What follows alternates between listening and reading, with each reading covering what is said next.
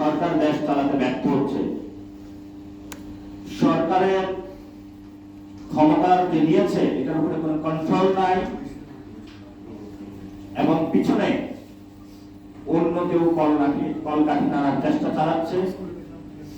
এমন পরিস্থিতিতে দেশের সিকিউরিটি নিরাপত্তা নিয়ে আমরা কনসার্ন, থার্ড কোনো পার্টি সুযোগ নেওয়ার প্রচেষ্টা চালাতে, এই ডিস্টেবিলিটি সুযোগ নিয়ে আমাদেরকে কোনো চুক্তিতে তারা বাধ্য করবে,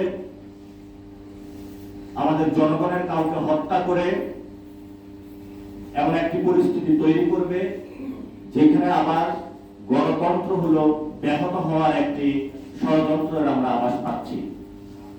এবং এটা শুধু আমরা নই, মাঠে ঘাটে আপনি কথা বলবেন, একজন কৃষক, একজন শ্রমিক, মজুর বলতেছে যে আমি ভোট দিয়ে এসেছি, বাংলাদেশে একটি সংস্কার হবে।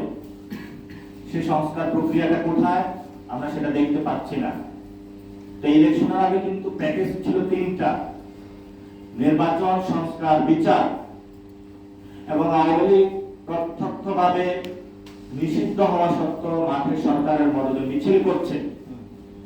তারা বিভিন্ন জায়গায় হামলা চালাচ্ছে, গুপ্ত হামলা। সরকার তাদের বিচার না করে তাদেরকে জামিন দিয়ে দিচ্ছে। সংস্কারের কথা বললে সরকার হলো নার্ভাস হয়ে পড়ে। সরকার হলো সংস্কারের কথা বললে হলো সরকার হকি স্টিক দিয়ে আঘাত করে। আমার জায়গা থেকে আমি বলবো, আমাদের যারা সহযোগিতা ঝিনাইদহে সন্ত্রাসী রাজত্ব কায়েম করেছে, এই ধরনের রক্ষী বাহিনী আমাদের ভাইদেরকে তারা প্রতিনিয়ত তুলে যাচ্ছে, এগুলো আপনারা বন্ধ করুন। 80 কয়েককে মুক্ত দিন, মামলার খেলাপি মামলাবাদীকে বন্ধ করুন। এবং আপনারা সেখানে আমার একটা ফ্যামিলি ক্যামেরা,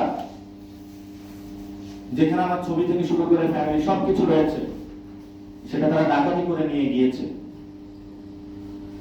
এই ধরনের চোর বাটপা এটা বললে তারা কারকে বলবে যে তাদেরকে বলা হয়েছে। এখন আপনি দিনে দুপুরে মিডিয়ার সামনে আমার ক্যামেরা ডাকাতি করে নিয়েছেন।